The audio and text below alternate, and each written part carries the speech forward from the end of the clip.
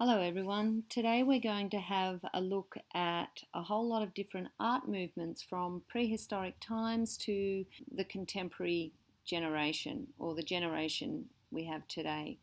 In looking at each art movement, we're going to look at how each movement depicted the still life object. When we talk about an art movement, we're talking about a group of artists who lived at a particular time, usually a particular place, and they all painted in a particular way, trying to communicate a similar kind of message or meaning behind their artwork. So we'll be talking about that in terms of the still life object as we go through each movement. First of all, what is a still life? Well, it's a particular type of painting or a particular genre of painting. Just as portraiture and landscapes are two different genres, so too is still life. Still life can be really simple, just an arrangement of objects on a kitchen table. By nature of its title, still and life, the objects don't move. But also, this word life, usually the objects are not actually living, they're dead or dying. In the case of the rabbit, it's been killed, as has the lobster. But flowers, on the other hand, they're in the process of dying because they've been picked, and fruit and vegetables are also in the process of dying because they've been picked. So the French call it dead nature. We call it still life. We see an image here that would have been painted about 400 or 500 years ago, 300 years ago. This one is more contemporary. Some simple teaspoons out of a cutlery drawer from the kitchen, or a simple paper bag. I've begun with prehistoric art simply because that's kind of a basic beginning of art history. But really, historic man didn't really depict still life paintings as we know them today. They were mainly concerned with survival, and they would enact or paint out a hunt on a cave wall in the hope that they would have a successful kill and be able to feed themselves the next day. What they did do, however, they carved tools for themselves, sharp blades and things like that, but as we can see, they're artifacts more than artworks. So we begin our look at the depiction of the still life object with the ancient Egyptians. And ancient Egyptians were very, very concerned with the afterlife. Okay, so where do you go when you die? And if you're a pharaoh or a high priest or a queen or part of the royal family, great lengths were taken to ensure that you would have a wonderful existence in the afterlife. So this particular painting that we see here, it's a fresco, or it's a wall, and it's been plastered, and images have been painted onto the plaster. And we see some bags of probably grain. We see a tool to cut wheat. We see a basket. They might be figs, ducks here, so that you can have something to eat when you get to the afterlife. So all of these objects will be carried with the deceased person into the afterlife. And it's quite flat. There's not a lot of tone there. And when something is flat, we call it two-dimensional. By the time we get to the Greeks and Romans, which overlap 800 or 900 years with the Egyptians, see a slightly more realistic still life object. So if you have a look at the glass, there's a transparent object with those white lines. You can see some of the shading of the fruit. See, however, though, there's some anatomical problems, I guess, with the glasswork. The kind of circle isn't quite what we would expect to see if their perspective was a little bit more accurate. A glass bowl with some fruit in it. We see the form. We see that there's some treatment of shadow in there.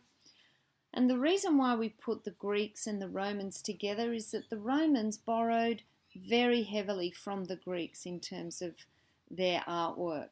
Greeks and Romans love to do mosaic. Their mosaics show that there's form, that there's a distinct light source coming from this direction, okay, from the left, causing a shadow on the right. The fall of the Roman Empire in 500 CE, we have about 1,000 years of medieval art, and it had a lot of religious themes, such as illustrating themes from the Bible or from the lives of saints or the early church fathers. Look how flat it is. Look at how it's almost got two perspectives. We're looking down on the top of the table, and yet we are looking at the chalice side on and a bird's eye view of the plates of fish. So a bit more of a close-up, bright, vivid colours and that flat, almost multiple perspective. The Renaissance was a real birth of science and asking big questions about the world that they felt science would be able to answer. We have a look at this Renaissance painting. This is by a fellow by the name of Jan van Eyck. Now, this painting is of a couple getting married, and there's quite a few symbols in this work. Okay, so that convex mirror in the background where we see the back view of the bride and groom, it symbolizes an all-seeing God, that God can see everything. The dog symbolizes faithfulness or fidelity, and up on the bedstand or the bedhead we see a statue of Saint Margaret, and she's the patron saint of childbirth. They're just a few symbols within the Adolfini marriage. That's the name of the painting. In this time of the Renaissance painters, there was vanitas paintings. The term vanitas, it comes from the Bible actually, and it means vanity. And it's the idea in Revelations, it says, vanity is vanities, all is vanity. And it's this idea that people love their pleasures in life, the things that make them feel important or wealthy, but it all means nothing because a person dies, and it's kind of a message to us that we're all going to die, so don't get too attached to things. So there we see a very strong religious message within these vanitas paintings. So if we have a look at this one, Herman Steenwick. Now he was a very well-known painter of still life vanitas paintings during the 17th century. And if we have a look, the skull obviously was a symbol for death. Stoneware jar, it's about sustaining life. What do we carry in jars? We carry water. Okay, the purple silk represents luxury. The sword, military power. You can see that sword going up here. It's kind of partially hidden. Books and musical instruments. The books here, musical instruments, and I think it's a flute or a little piccolo. Knowledge. And the shell was a symbol for wealth. Other symbols that are in vanitas paintings include rotten fruit, a reminder of the certainty of death and decay. Watches and hourglasses, the brevity of life, that life is very brief. And lemons, they like to paint lemons which are attractive to look at but sour to the taste, so don't be fooled by appearances. Baroque painters, a lot of religious themes, and here what we have is the figure of Christ. This is on his road to Emmaus, so he's appearing to the apostles after his resurrection. Chiaroscuro, okay, we'll come across that term again, but it means very light areas such as his face, contrasted alongside very dark areas such as the shadow there. So that is to create a sense of drama. We've also got those dramatic gestures. Romanticism, another art movement, a period of 100 years. Romantic artists want the detail. They look very delicious, luscious, sensual. So the Romantic artists really wanted to make things look better than what they actually were. This is what we call realism. Now, look at this fruit. It doesn't look particularly appetizing, does it? Realist artists wanted to depict what they actually saw. They didn't want to get rid of those unattractive looking parts of the fruit. They wanted to paint things as they actually saw them, as they actually looked in real life. Now, the interesting thing about this time period of realism is that just before this date here, in fact in 1839, we have the invention of the camera. Now that changed everything for artists, and hey, portraits were quicker and cheaper. You didn't have to sit there for hours and hours and hours anymore. You could paint from a whole lot of different perspectives, and probably the biggest thing, up until the invention of the camera, artists were really trying to depict the world almost exactly as they saw it. After the invention of the camera, artists started to play around a bit more with the paint, with the light, with the perspectives, because the camera was able to depict reality, and now they probably thought, great, we can now have a little bit of fun. And the movement, a very well-known art movement that happened just after the camera was invented, it's called Impressionism. Impressionist artists like Claude Monet, they wanted to capture that light, and look how bright that light is. You can sense that it's sitting right next to a window, and you've got the sun hitting that table with those hard shadows. So the perspective, this particular image is a high angle. The spout of that little vase is cut off. In previous still lives, they would have arranged these objects very carefully so that they all fitted clearly into view in the composition. But here we see that, yeah, they've played around with the perspective. Quick and sketchy application of paint. And here we see another one.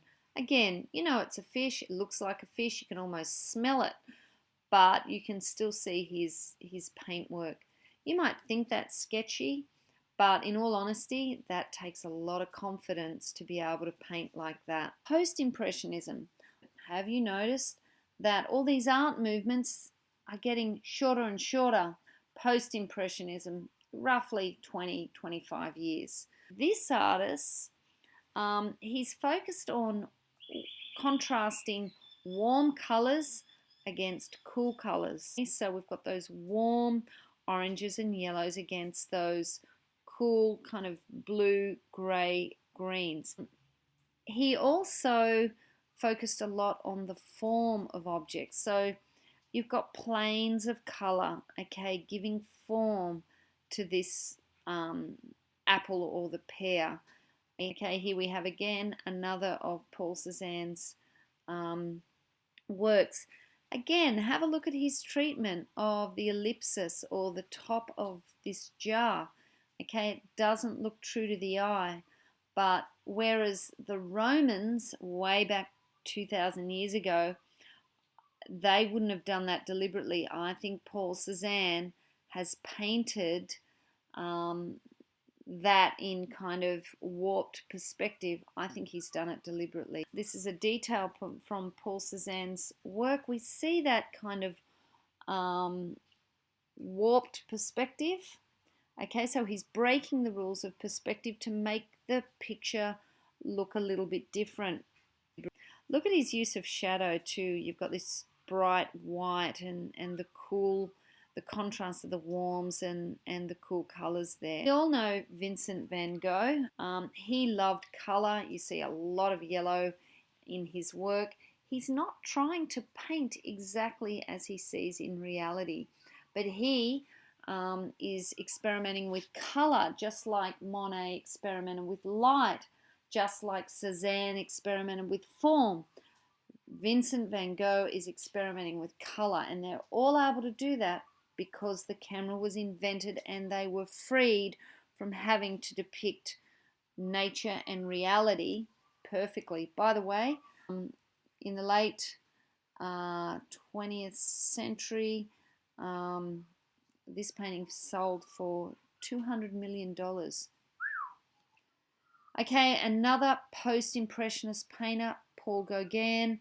We see, look, if we have a look at the date there, 1891. At this time, European countries such as France, where he was living, they were traveling to places like Japan and China, and they were bringing back some of their artistic styles. And artists such as Paul Gauguin copied these artistic styles. So what we see here is a very flat treatment. There's not a lot of form there, a flat treatment of those still life objects. Fauvism, okay, a fellow by the name of Henri Matisse was one of the key Fauvist artists, and again we see the influence of Japanese and Chinese art in that very flat perspective. Okay, so, and you've got that strong sense of design with that patterning in the background. Same again, that patterning in the background, flat perspective. Again, it's Henri Matisse. But Fauvism means wild beast, and I think what this movement of artists were trying to do was trying to show a real sense of expression through those bright, vivid colours and strong patterns. But Cubism, and that very famous artist, probably one of the most famous that ever lived, Pablo Picasso. And with the Pablo Picasso and a friend of his called Georges Braque, they wanted to break up objects and look at them from several different perspectives. Now, this thing here, it's a basket with maybe some fruit inside it. But again, we've got these three, there's almost three different perspectives there. You've got the handle, you've got the opening that you can, it's kind of a top-down view, and then you've got the side view, more or less, of the basket. It says still life basket with fruit, and maybe over here we have some flowers. But we can definitely see that Picasso is not concerned with reality here. He's concerned with depicting objects from different viewpoints, breaking things up and putting them back together again in a different way. Here we see that Picasso has introduced other elements such as collage into his Cubist paintings. And we might think, yes, so what? But this had never been done before. He was the first to introduce collage as an important ingredient of his work. They really like to try and depict their objects from multiple viewpoints. They use geometric shapes, okay. Two-dimensional perspective, they didn't have a lot of tone, everything was kind of flat. And early Cubist works were monochromatic, so they used kind of one or two colours and some shades, tints of the lighter, shades of the darker. This is his friend Georges Braque. Again, you might be able to discern some objects within those two still life paintings. And another Cubist artist called Juan Gris. Again, you can see what's happening in there. You just have to look a little bit closer. Okay, we're not going to go too much into synthetic cubism, but it's just the second part of cubism. It was a little bit brighter and things were kind of outlined a bit more in black than the earlier type of cubism. Okay, then we have Surrealism, 1920s to the 1940s. This is where dream imagery came to feature in artworks through a fellow by the name of Salvador Dali. But around this time, a fellow by the name of Sigmund Freud, he was analysing people's dreams, and it was kind of groundbreaking. So Salvador Dali decided to put some of perhaps his own dream imagery into his artwork. So it's all about the imagination, but notice his treatment of these still life objects. It's very fine, okay? He wants you to be able to see, because the subject matter is so weird, melting clocks, he wants you to be able to see exactly what it is. So he paints very finely. You can see the ants on the stopwatch, the fly. Maybe this is Salvador Dali himself, I'm not sure, having a sleep.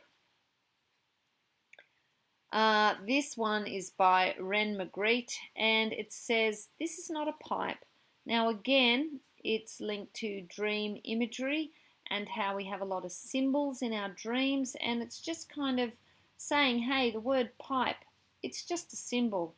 But we could call it bushwhacker if we wanted to. Maybe pipe is called bushwhacker in some other languages, but he's playing with that idea of symbolism by saying it's not what we recognize it as. Again, dream imagery. Okay, these images out of his bedroom, maybe they're painted in terms of importance. Okay, what value he places on each of those objects. The bigger they are, the more important they are to Ren Magritte. Okay, we get to abstract expressionism. Wow, what a different treatment of objects this is. You can barely see what's going on. This is by Jackson Pollock. We've possibly already spoken a bit about Jackson Pollock. He was an alcoholic and he loved to paint really, really vigorously. And that's what abstract expressionism is. It's abstract, so you can't necessarily see what it is, okay, or what the subject matter represents, or what, yeah. And expressionism, it's all about expressing those inner emotions and those kind of inner feelings. Really broad blocks of colour, energetic brushstrokes, dripping paint, and very bright. You know what? Art often reacts against the previous movement. So art can kind of break up into many, many movements by the time it hits the 1900s. And so this one, modern realism, 1960s, kind of reacts against abstract expressionism. And so we could even link this way back to prior to the camera being invented, which was 140 years ago or 120 years ago by this time. But yeah, this artist is obviously more concerned with depicting the object as it appears in reality, but still playing around with those materials quite a bit. It's an etching, so it's a print. Looks like a drawing, but it's a print. And then we come to pop art. Now, I don't know if many of you got to see Pop Art to Popism, I think it's called. And you might have seen the original Campbell's soup can, very famous, of Andy Warhol. Now, he's not particularly interested in expressing any emotion like those abstract expressionists. He wants to remove emotion from the artistic process, and he just wants to depict art as a kind of mechanical process. He screen printed much of his artwork, and he got his source of inspiration from advertisements, consumer goods, celebrities. We've all seen those celebrities in magazines like Kim Kardashian, photographs and comic strips. So yeah, it's a very different treatment of the still life object, again within the art movement, pop art. Okay, Roy Lichtenstein, again. Roy Lichtenstein was often well, pretty much always, he got his inspiration from those tiny little comic strips that you see in the newspaper, and he blew them up to something like, 4 meters by 4 meters. This one here isn't particularly big, but look what he's done here. He's called it a Cubist Still Life by Roy Lichtenstein. So he's kind of playing around with breaking these objects up, but still representing the objects as if they're in a comic strip. So Roy Lichtenstein, pop artist, he used comic book style. He used these Ben-Day dots. Okay, he painted those by hand, but they're meant to mimic those dots of coloured ink that are part of the mechanical process of printing a newspaper. Basic colours outlined with black. We've already talked about those Ben-Day dots. We come to some more contemporary artists. Okay, you can do anything with a still life. This person, I think, has turned that skull into, kind of a drawing of the globe, and sculpture made to look as if still life objects are, sitting on top of this table, but they're all carved out of wood.